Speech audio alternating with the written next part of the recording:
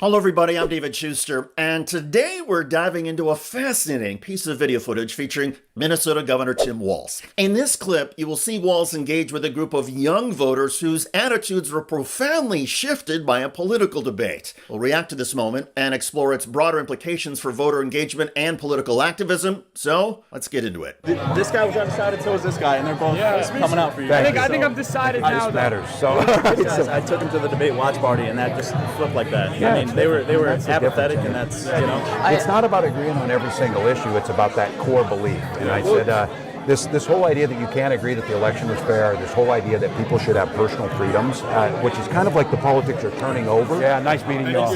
Yeah, really grateful you take the time again. Yeah, thanks. Go get them. Talk to your friends. Some of them are just going to say, look, I'm not that into politics. Yeah. The answer to that is too damn bad. Politics is into you. So get engaged, go vote. You can see how Governor Walz connected with these young men. The turning point seemed to come when one of the younger guys spoke about watching Kamala Harris's debate and how that sparked a shift from apathy to action. This is a powerful testament to the influence that debates and public discourse can have on individual voters. Governor Walz's advice to rally friends who say I'm not into politics is striking. His message that politics is into you is not just a catchy phrase, but a crucial reminder. Politics impacts every facet of our lives, whether it's the environment, education, or personal freedoms. Walz's call to action is a reminder that engagement is crucial. This video highlights an important reality. Debates and political discussions can be transformative. They don't just inform. They inspire action. For many people, watching a debate or engaging in a discussion can be a pivotal moment. It's a catalyst that shifts apathy into participation. Political engagement can be critical, especially for younger voters who often feel disconnected from the political process. And it's important that we continue to try to find ways to connect these individuals with the issues that affect their lives. The key is to demonstrate how politics directly impacts daily experiences and future opportunities. Governor Walz's point about politics being into you is a reminder of the intersection between personal freedoms and political decisions. From healthcare to education policies, every decision made by our elected officials has a direct impact on our lives. So when someone says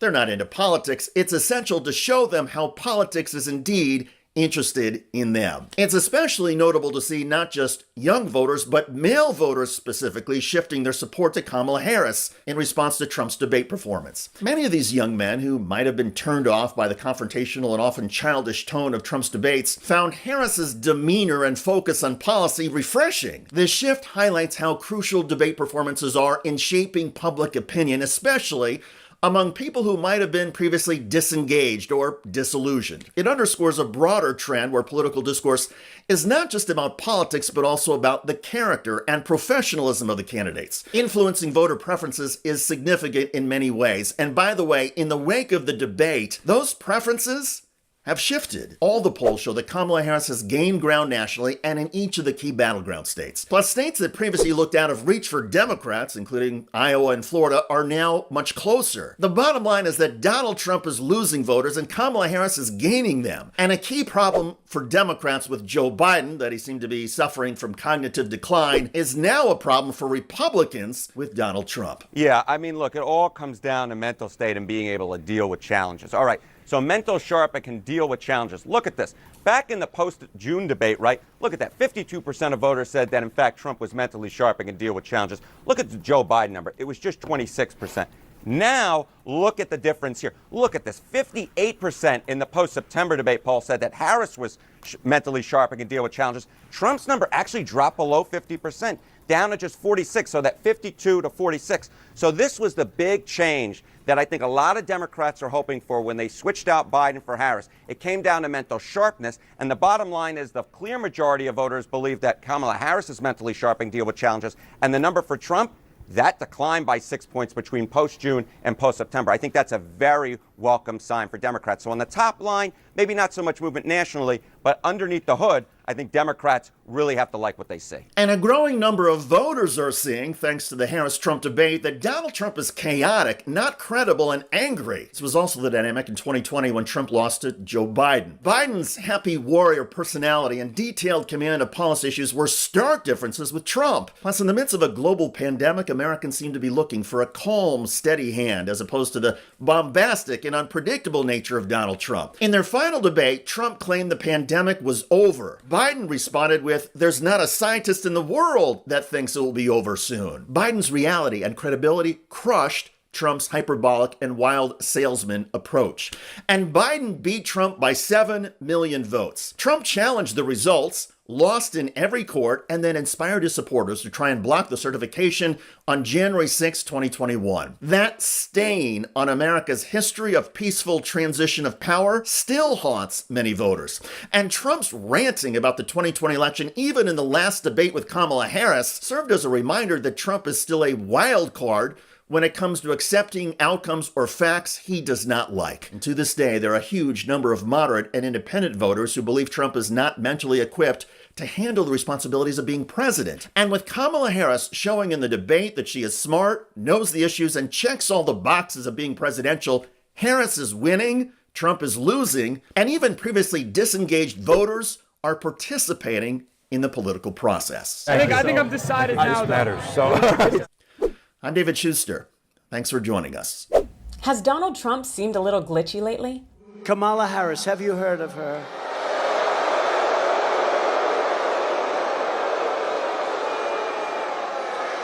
Who, by the way, was just rated by far the most liberal senator in the U.S. Senate. We will do large deportations from Springfield, Ohio. Large deportations. We're going to get these people out. We're bringing them back to Venezuela. The oldest presidential nominee in U.S. history has had an onslaught of gaffes that have people speculating about whether he's mentally fit to serve for 4 more years. Let's look at what has sparked these questions and the legal implications. Welcome into TYT Overruled. I am your host, Adrienne Lawrence. It's the biggest, because can you imagine your child goes to school and they don't even call you, and they change the sex of your child? Trump has always been comfortable concocting stories to further fearmonger his constituents.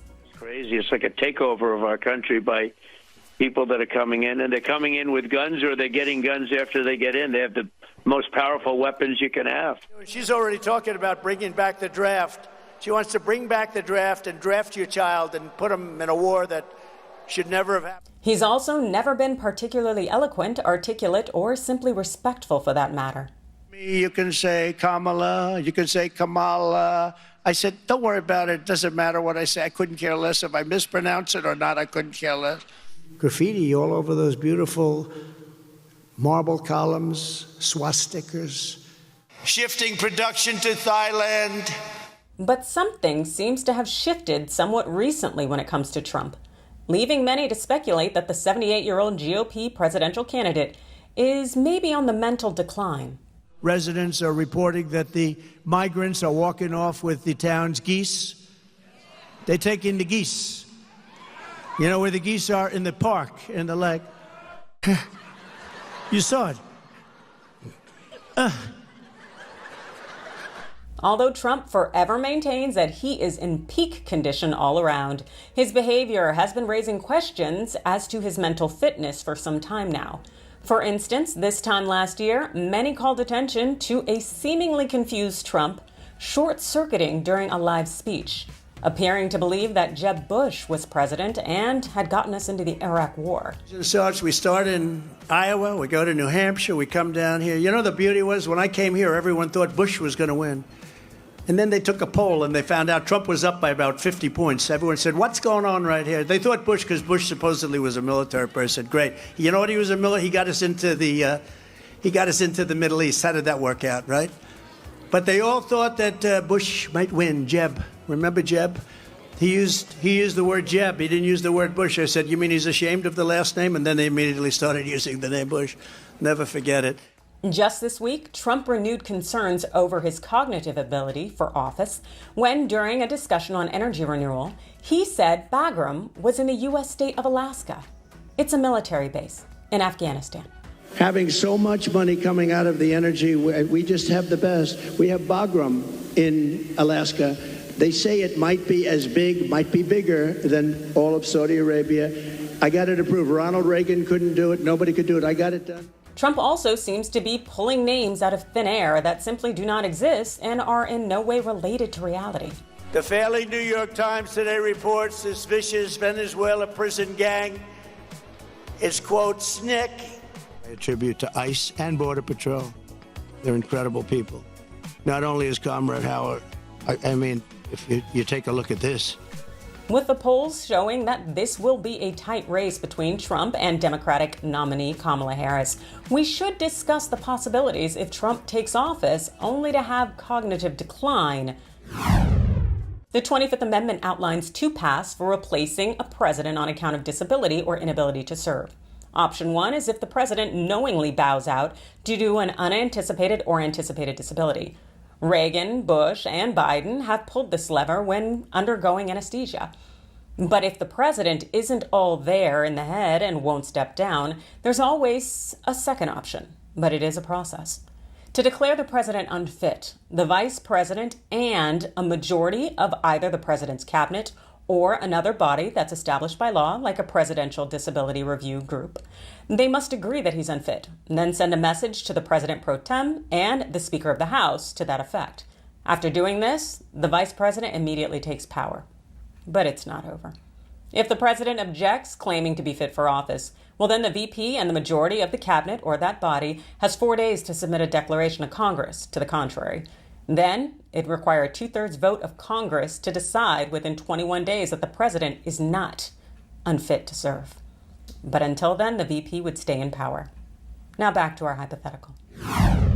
Should Trump return to the White House and be without all his marbles, I think that we can all agree that the former president and his ego would never admittedly bow out, making option 1 pretty unlikely. But option 2 may also be a challenge, given that getting 2/3 of Congress to agree on anything is a rare feat. Not to mention that many Democrats may not be keen on having Project 2025 poster boy J.D. Vance as commander-in-chief. So the question becomes, how bad do you think Trump will have to get before Congress could come together to agree that he is unfit to serve? You let me know your thoughts in the comments below. Hit those like and follow buttons, and thanks for watching.